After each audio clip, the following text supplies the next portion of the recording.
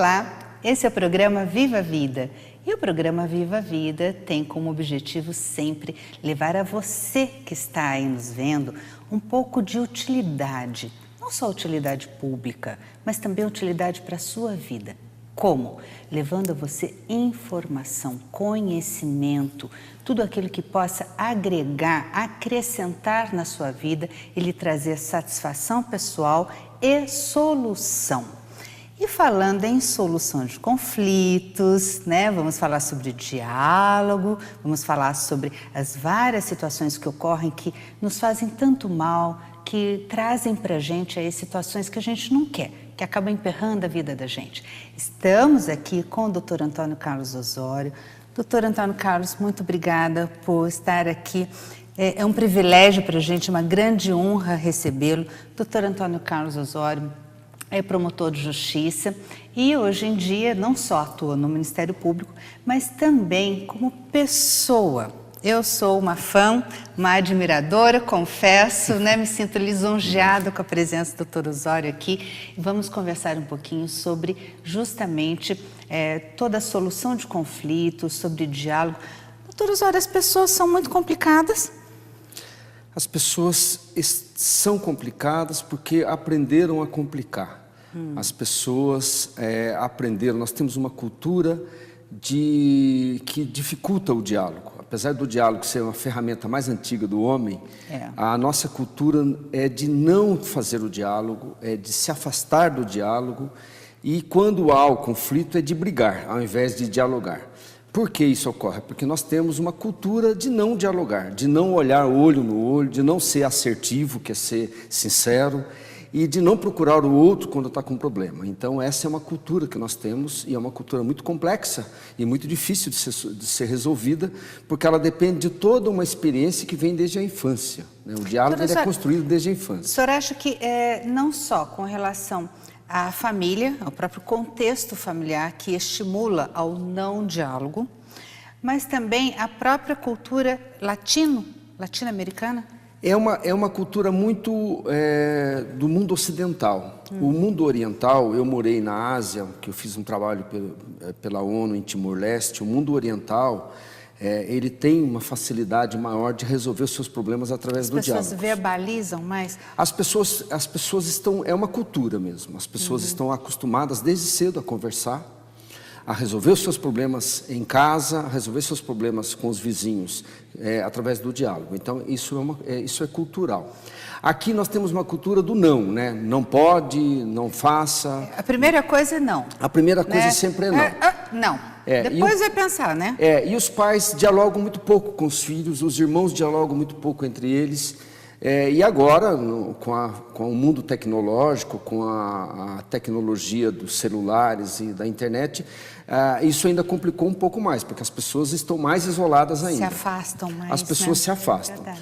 E a ferramenta do diálogo, ela implica em algumas habilidades. Por exemplo, para dialogar, você precisa aprender a ouvir.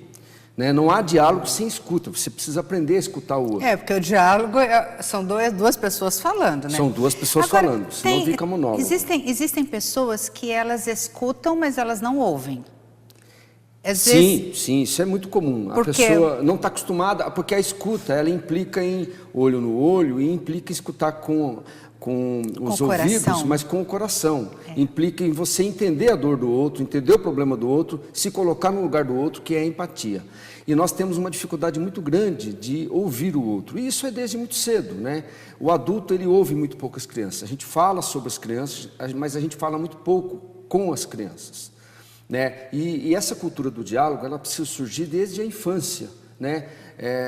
Desde a primeira infância, né? A gente precisa escutar a criança quando ela está brincando, quando ela quer mostrar um desenho para a gente entender o desenho dela, a gente precisa falar com ela. Mas o diálogo não envolve só a verbalização oral, porque existe também vários tipos de verbalização corporal, por exemplo, né? Várias linguagens, digamos assim. Tem a linguagem corporal, do comportamento, do olhar, né? Você vê às vezes um cãozinho, como é que ele se comunica? É pelo olhar. E isso também não muda para o ser humano. Muitas vezes a pessoa está falando uma coisa, mas o olhar dela está dizendo outra. A gente também tem que entender isso, aprender a ler, né? Os pais, os professores, os adultos, eles precisam entender o que a gente chama de multissensorialidade na criança. Então, a criança, ela se manifesta através de múltiplos sensores, né? De múltiplas formas de manifestar o seu desejo, né? Um bebê, por exemplo, ele se manifesta não só, por exemplo, através do choro, mas não só um tipo de choro. Nós temos vários tipos de choro. Tem o choro do desejo, tem o choro da raiva, tem o choro da dor. É verdade. E também através da espontaneidade, através da brincadeira, através das manifestações, através do relacionamento com o adulto. Por isso que a criança precisa ser estimulada.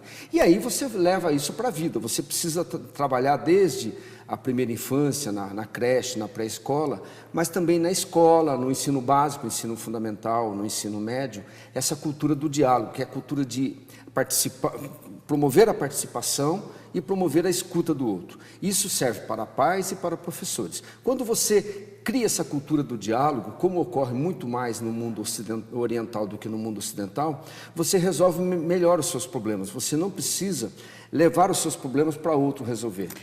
Ou, por exemplo, judicializar os problemas, que é o que a gente vê acontecendo. Então não vou conseguir resolver aqui, leva para o juiz. Aí abarrota o poder judiciário de litígios, muitas vezes desnecessários, né? E isso é muito comum, muito mais comum do que a gente pensa, né? Tudo leva para o Estado resolver. Para o delegado, para o juiz, para o promotor.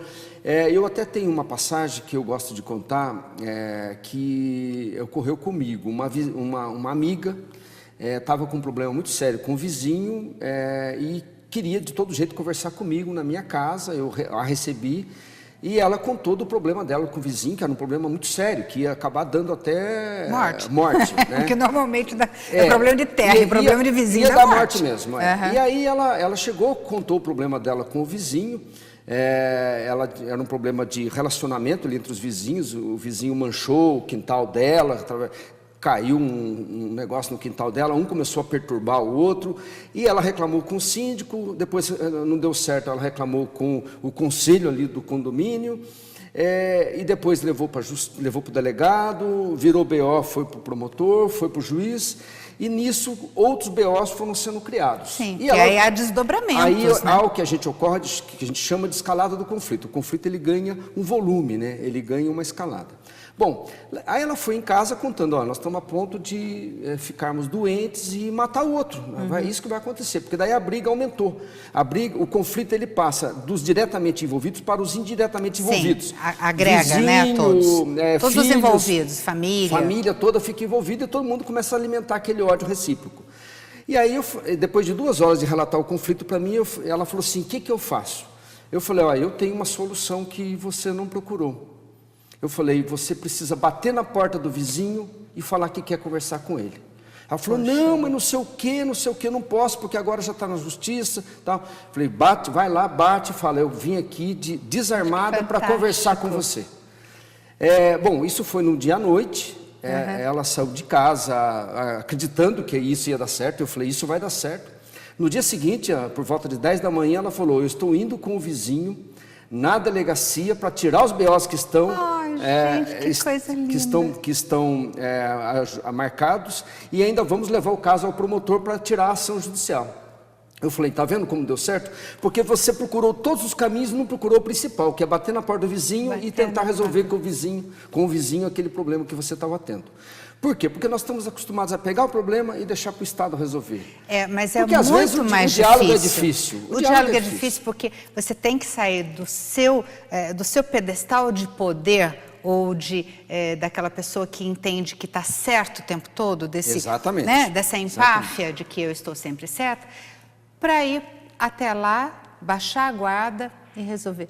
Doutora Osório. E de forma muito humilde, porque a gente fala que no conflito, quando a gente ressignifica o conflito não é causado por uma pessoa, o conflito é causado por mim também. Lógico. Então, eu tenho que baixar, ser humilde e dialogar para compreender a própria culpa, compreender a própria responsabilidade, né? Exatamente. Doutor, nós vamos para um pequeno intervalo, já retornamos, olha, esse assunto é fenomenal. Não falei que ia ser bom? Fica aí, não sai daí que a gente já retorna aqui com o doutor Osório.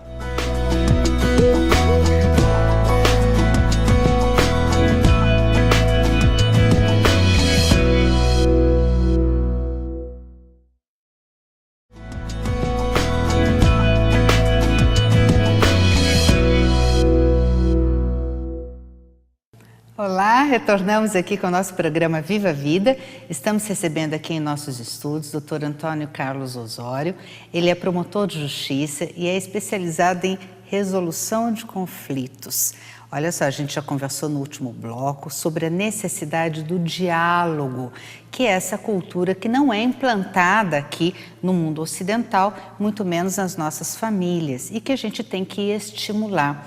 Mas existem, doutor Osório, existem várias modalidades de resolução de conflitos, não é mesmo? Quais são? Nós dizemos que aqui no Brasil nós só tínhamos a opção do sistema judicial. Sim. Hoje já foi criado um sistema que a gente chama de multiportas, né? É um sistema de várias portas. Então, você pode, num primeiro instante, antes de procurar a justiça, procurar resolver seu conflito através de formas extrajudiciais de solução de conflitos. A primeira e a mais antiga é o próprio diálogo, né? O consenso direto. É o conversa olho no olho, né? Sempre resolve, sempre dá certo. É você procurar a pessoa e contactá-la para negociar uma solução direta. É o consenso direto que a gente chama de negociação. A segunda forma é você procurar um CEJUSC, que é um Centro Judiciário de Solução de Conflitos, que é ligado ao Poder Judiciário, mas não é uma solução judicial, é uma solução extrajudicial, para resolver o seu problema através da conciliação. A conciliação é uma forma de solução que tem a presença de um conciliador. Que não necessariamente é um juiz de direito, não, é ou um advogado, não é uma pessoa... Não, é uma pessoa que está preparada para ajudar na solução daquele conflito, mas não é necessariamente uma pessoa... Fez um curso especializada nisso, especializada nisso, mas não é necessariamente da formação do direito. Então, o conciliador ele tem o poder, né? Ele tem a prerrogativa de interferir no conflito e tentar, através da interferência dele, ajudar numa solução melhor para aquelas pessoas. E tem o mediador, ainda desse sistema extrajudicial, nós temos um mediador. O mediador ele já não interfere diretamente na solução do conflito.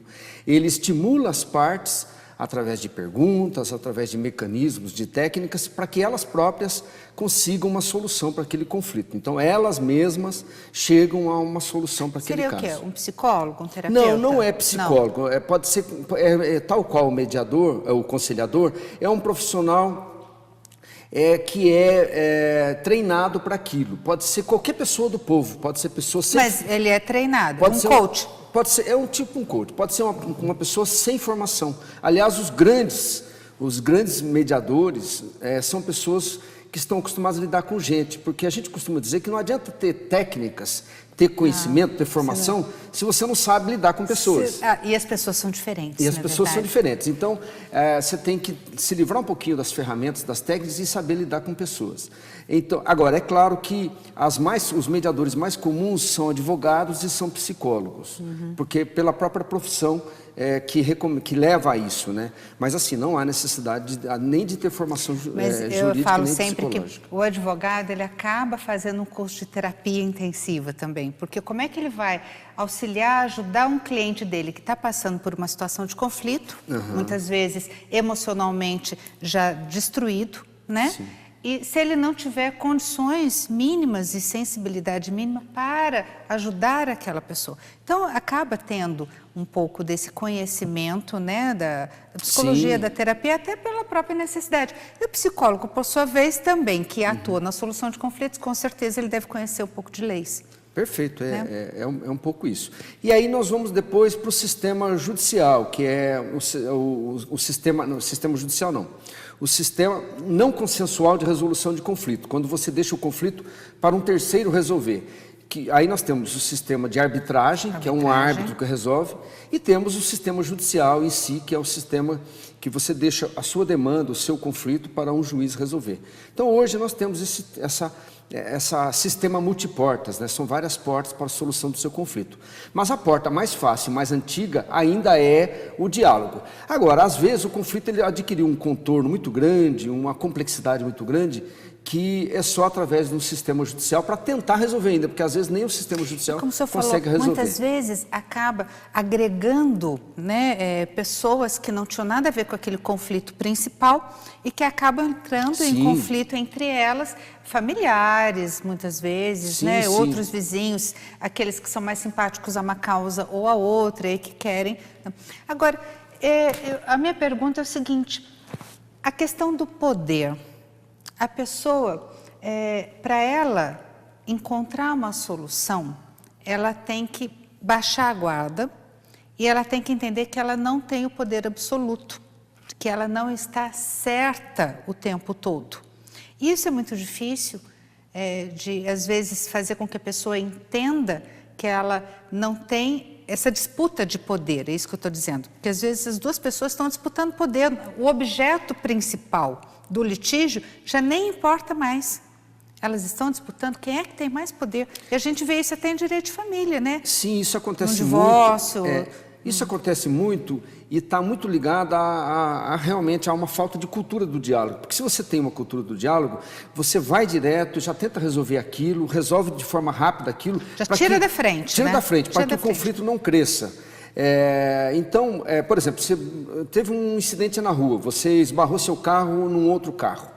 Qual é a melhor forma de resolver isso? É você parar, chegar para a pessoa e falar, olha, eu fui culpado, ou eu tenho parcela de culpa, vamos resolver isso, eu vou te pagar, me dá seu telefone e tal. As pessoas, às vezes, estão tão acostumadas a brigar ou a deixar para outro resolver, que preferem ir embora para casa, anotar o telefone e depois não liga mais, não procura resolver aquele problema. Só entra com o processo. E entra com o processo. Então, a melhor forma é você procurar diretamente se livrar daquele problema. E a melhor forma de se livrar daquele problema é enfrentar o problema, é buscar a solução daquele problema. Porque se você não busca a solução, aquele problema vai voltar para você e você vai precisar, talvez, de um órgão judicial para resolvê-lo, né? E, doutor, todo litígio é muito desgastante, não é verdade? A gente sabe que tanto o litígio, quando ainda está na esfera extrajudicial, quando já foi para a área, né, judicial, já está na esfera judicial, ele é muito desgastante. E ele traz desdobramentos, inclusive, com a perda de saúde. Sim. A gente sabe disso. Sim. E quando esse problema, a pessoa não dorme à noite, sim, ela fica com tanta raiva, ela tem aquelas emoções tão fortes, poderosas dentro dela, como raiva, ciúmes e tudo mais, que acaba não permitindo que ela descanse. Exatamente. Né? E essa falta de descanso acaba atropelando muitas coisas na vida, por né? isso Faz a vida da pessoa ficar patinando, não é? Por isso que é interessante que as pessoas resolvam logo os seus conflitos, para evitar que isso ocorra, porque a pessoa vai somatizando, ela vai alimentando aquilo, alimentando a raiva. A raiva, ela é um sentimento muito terrível, que leva à depressão, leva a outros problemas. Então é importante que a pessoa resolva logo, é importante que a pessoa perdoe, né, o causador do mal, porque se a pessoa perdoa, ela se livra do problema. O perdão faz bem para quem perdoa. Né? Eu brinco que a gente tem que perdoar até por egoísmo. Sim, porque o perdão vem para você. Gente.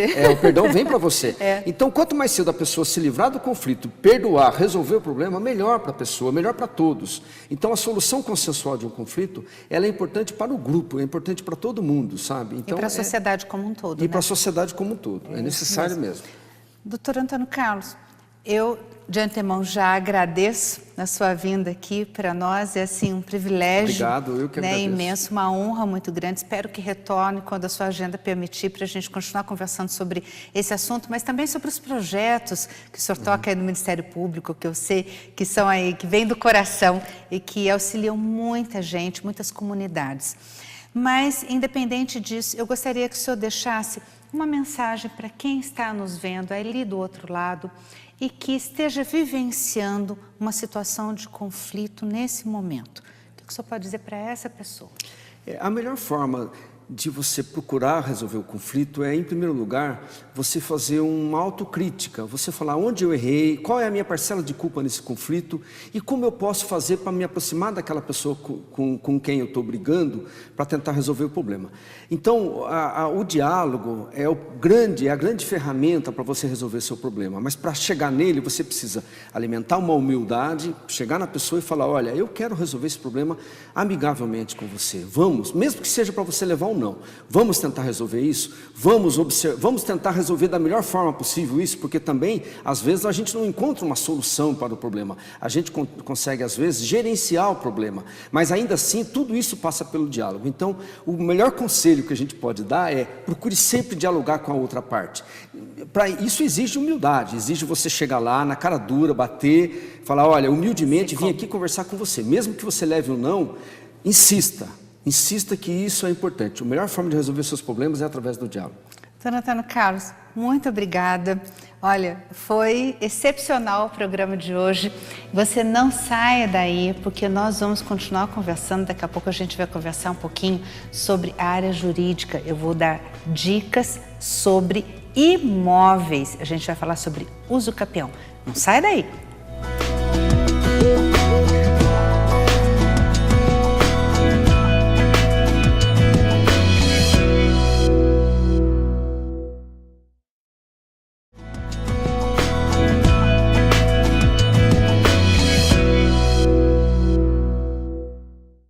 Olá, retornamos aqui com o nosso programa Viva a Vida. E o programa Viva a Vida tem como objetivo sempre levar a você tudo que for útil para resolver os problemas da sua vida, do seu dia a dia, e ajudá-lo a encontrar soluções. É isso que a gente quer. E nesse intuito, nós vamos conversar agora um pouquinho sobre imóveis e sobre uso capião. Essa é a nossa orientação jurídica de hoje. Muito bem, o que é uso capião? Uso capião é uma forma originária de você adquirir uma propriedade. Mas o que é isso, doutora? Como é que funciona isso? Olha só, quando você compra um imóvel de outra pessoa, quando você vende, ou quando você adquire um imóvel por herança, por exemplo, não é originário, porque não está originando nada, você já está, vamos dizer assim, é derivado de uma outra propriedade que veio para você. Agora, a forma originária de adquirir, de aquisição de uma propriedade faz nascer uma matrícula nova. E aí é aquela velha história, o que é a matrícula de um imóvel? A matrícula de um imóvel é como se fosse uma certidão de nascimento do imóvel. Então, tem o cartório de registro civil, onde você tem lá a sua certidão de nascimento, não tem?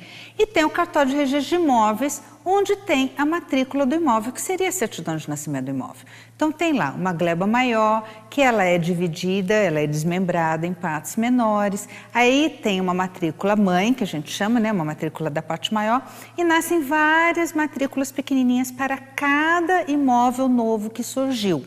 Ok? Isso, você tá vendo aí a questão do nascedouro das matrículas, mas cada imóvel, então, vai ter uma matrícula. Quando você faz uso capião, aquela matrícula antiga do imóvel, ela simplesmente não vai existir mais. Vai nascer uma matrícula nova para esse imóvel que você está adquirindo através da declaração de uso capião. Mas para que serve? A uso capião é uma ferramenta jurídica para regularizar o seu imóvel. Muitas vezes você só tem a posse. E quando você só tem a posse do imóvel, não tem a propriedade do imóvel, não tem o domínio do imóvel, você não tem um imóvel no mesmo valor que deveria ter, vamos dizer assim, como se você tivesse o domínio e a propriedade. A gente tem aquela velha expressão que diz o seguinte, só é dono quem registra. E é verdade. Quem é dono do imóvel consta lá na matrícula do imóvel, consta o nome dele lá, proprietário, fulano de tal. Se você não está constando na matrícula do imóvel, você não é dono, você tem o quê? A posse desse imóvel. Mas se você tem a posse durante um determinado período de tempo, de forma mansa, pacífica, a sua posse não é uma posse viciada, vamos dizer assim, não foi uma posse adquirida através de violência, de clandestinidade ou de precariedade, você pode sim, se você já preencheu todos os requisitos, você tem durante um determinado período de tempo a posse daquele imóvel, você pode fazer a declaração, entrar judicialmente ou extrajudicialmente, ou direto no cartório, com a declaração de uso capião. E aí sim vai nascer uma matrícula específica para o seu imóvel. Olha só, e aí você passa a ser dono. você regularizou. Você passa de possuidor para proprietário desse imóvel. É lógico que o imóvel vai valer muito mais. Se você vender o seu imóvel só a posse dele, não passar escritura para ninguém, você não vai poder passar escritura se você não é dono. Lógico que você não vai vender pelo mesmo preço. Então, é muito importante regularizar. Acontece também, vou dar um exemplo assim, bem rápido, naquelas heranças, sabe quando tem a herança e os filhos acabam ficando cada um com um pedacinho de terra, quando é na zona rural, ou então cada um fica com o imóvel, mas não faz inventário. Então, eles são possuidores de fato daqueles imóveis. Porém, eles não têm a propriedade e muitas vezes não dá mais registro, não dá mais para fazer inventário. Então, dá sim, muitas vezes, para fazer uso capião e regularizar cada um o seu pedacinho de imóvel. Pode ser feito na zona urbana e pode ser feito também na zona rural. Existem várias modalidades de uso capião que nós vamos continuar conversando. Se você tem dúvidas sobre esse assunto, você pode deixar lá no nosso canal do YouTube, que é Viva a Vida, programa Viva a Vida com Virgínia Machado. Você procura lá, tem muitos internautas que deixam lá suas dúvidas, eu respondo todas. Nós temos o Facebook, Programa Viva a Vida, ok? E temos também o nosso Instagram, Programa Viva a Vida. Então, esse é um programa interativo e que leva para você a solução do seu problema quando possível.